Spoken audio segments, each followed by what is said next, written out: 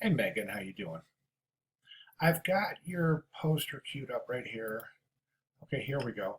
And I've also got the project specs open over here so that we can kind of jump back and forth. They're not going to fit, but I'll just jump back and forth. So I want to take a look at the project specs. Your selected object must be a dominant image. And that's great. You use this dominant image, and it's an interesting image, I think. And I think you said um, you took that up in the mountains. And that's awesome that you're using your own photography. That's really great, amazing.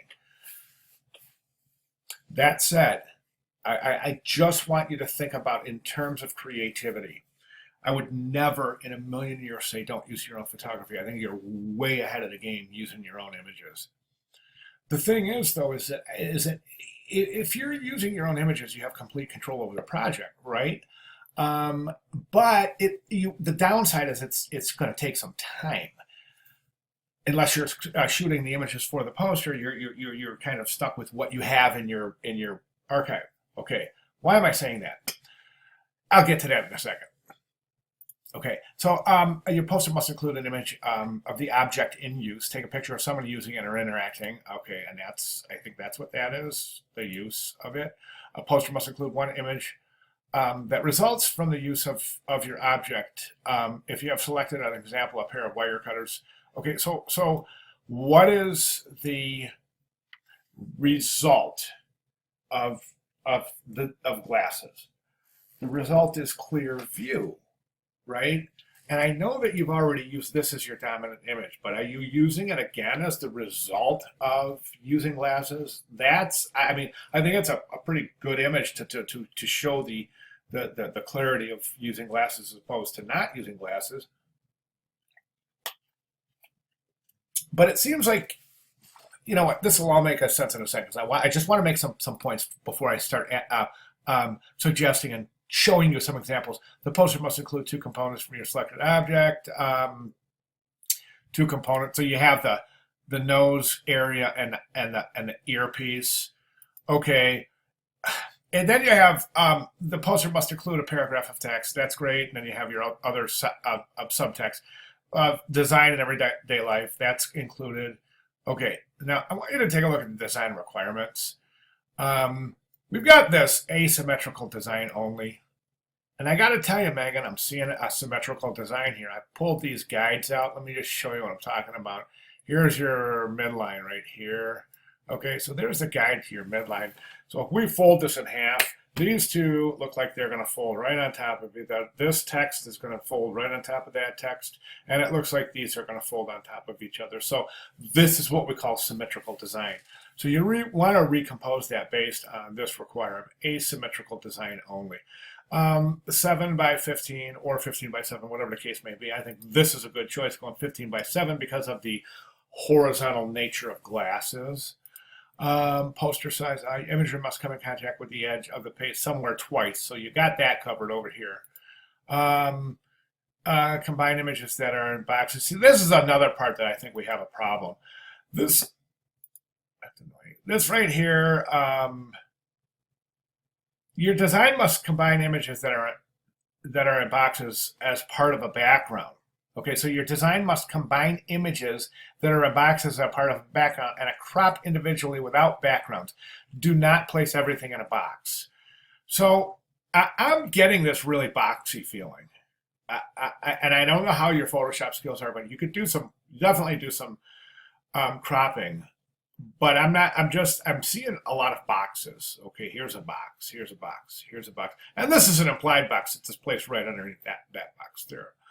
Okay, I know it's saying to use boxes, but it's oops. Design in everyday life. Okay, must include. All right, now let me say a little something about your poster design. Right now, I think this is almost looking like it's trying to be a magazine cover page, because you've got this headline and then you've got this image and then you've got this subtext, which is a basic formula for a magazine. So what I'm thinking is maybe if you recompose this a little bit, forget using, try stacking type, try different types of visual interest for building interesting typography, especially in the headline. Okay, and then also I want to show you something. Okay, it's almost the same proportion as this image, so it's kind of coincidence, but I did a little research to try to find some of images that might help make my examples. And one of the examples I wanted to make is the use of the grid. And I found this image, and it's got these glasses that you're using in your design, so it's pretty appropriate. But where did it go? Where the heck did it go? Oh, here it is. Okay, so this is, of course, not quite as the same dimensions, but very close. And this is just a simple image, but it's a really super interesting image. Really interesting. So what we have here is we have this has got such a tight grid on it. Now, I'm not going to draw the grid over it, but that this grid is, you can assure that all of these are going to align in a grid beautifully, both horizontally and vertically, so the math is correct. You may not see it, but subconsciously you're picking it up. Now take a look at this, and then take a look at your work. Okay, and do you see what I'm saying? You have these beautiful use of white space, and you have this flowing, and then your work, you have the headline, the glasses, the chunk here, the chunk here. I want it to breathe more. I really want you to think about getting this to breathe more as opposed to one single composition, as opposed to the way it's looking almost like a magazine spread. Okay, and don't forget that symmetrical design. You don't want to do that. I found a couple other interesting, I would say interesting concept. Where is it? And this isn't necessarily appropriate for your work, but I think it will help you think conceptually. I lost it. Oh, I'm sorry, I lost it. Where was it? I'm sorry, this is taking up your valuable time. I'm so sorry about that. Is that it? That's not it. It was a little poster, and it showed a lot of different kind of iconic glasses that different artists wore. Like, for example, I don't know. I'm not going to spend too much time looking for it, but it had different iconic glasses, and it presented them in an interesting way. So I'm sorry I went off on that little tangent right there, but think about that piece right there as a corresponds to the use of the grid and more of an asymmetrical as opposed to symmetrical design. Okay, and think about relationships of your type. Okay, right now I don't know that this is your strongest relationship, because basically you're showing three different typefaces in this very brief little piece, and that might be one too many.